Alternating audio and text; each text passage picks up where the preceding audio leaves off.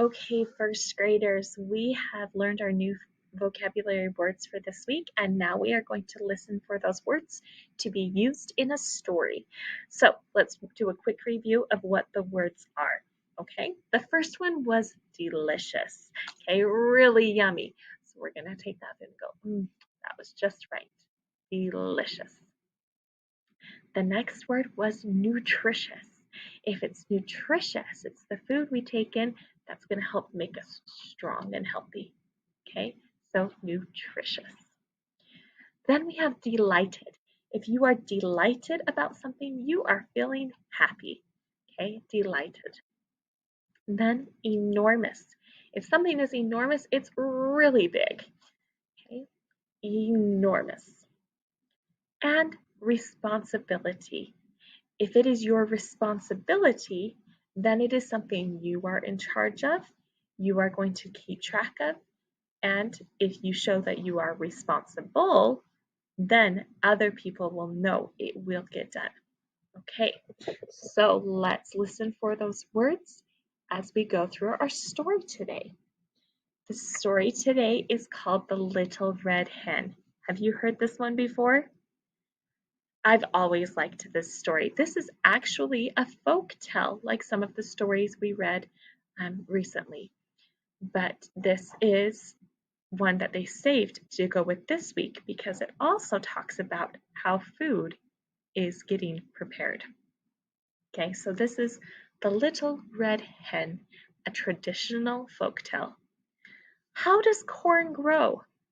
What foods can you make using corn?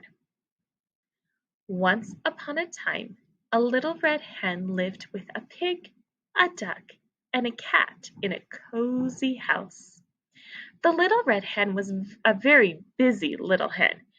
It was her responsibility to keep the garden free of weeds.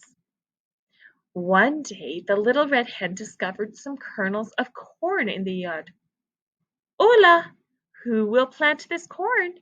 asked the little red hen.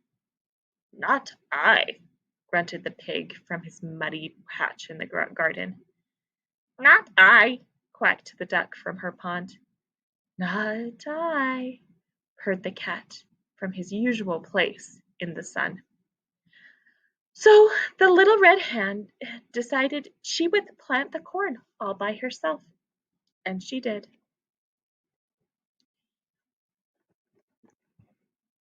The long, hot summer passed. The corn grew and grew and grew. First, it sprouted some small green stalks. They grew to enormous green stalks.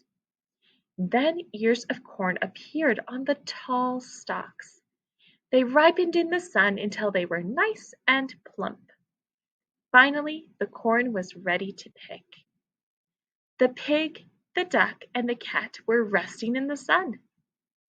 "Who will help me pick the corn?" called the little red hen.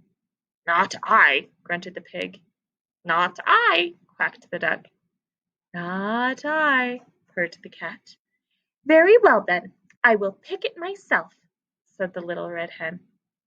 Carefully she picked the ears of corn and cut all the kernels of corn off the cobs. The little red hen laid the kernels of corn in the sun to dry. Then she mixed water and a special powder called lime. She boiled the dried corn in this mix and rinsed it in fresh, cold water.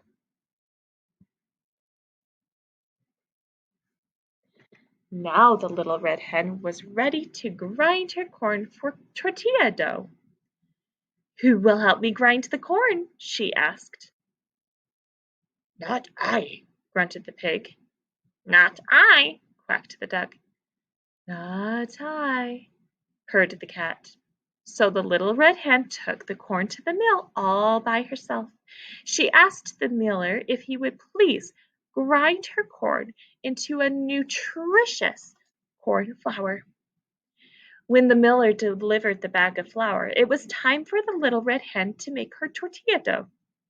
The pig, the duck, and the cat were all dozing in the sun. So the little red hen set to work. She went into her neat little kitchen. The little red hen then added some water to the flour to make her dough. She kneaded her dough and made it into little balls. Then she rolled each ball out into a thin circle. Now the little red hen was ready to cook her delicious tortillas. Soon the wonderful smell of freshly cooked tortillas filled the little red hen's house and floated out to the yard. When the little red hen added the spicy meat filling, the pig, the duck, and the cat simply could not wait one more second. They hurried into the house to find out what that delicious smell could possibly be. "Who's going to help me eat these beautiful tortillas?" asked the little red hen. "I will," grunted the pig. "I will," quacked the duck. "I will," purred the cat. "Oh, really?" said the little red hen.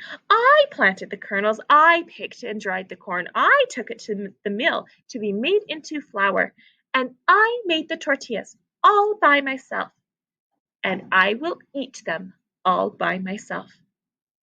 The pig, the duck, and the cat all watched as the little red hen ate the first tortilla.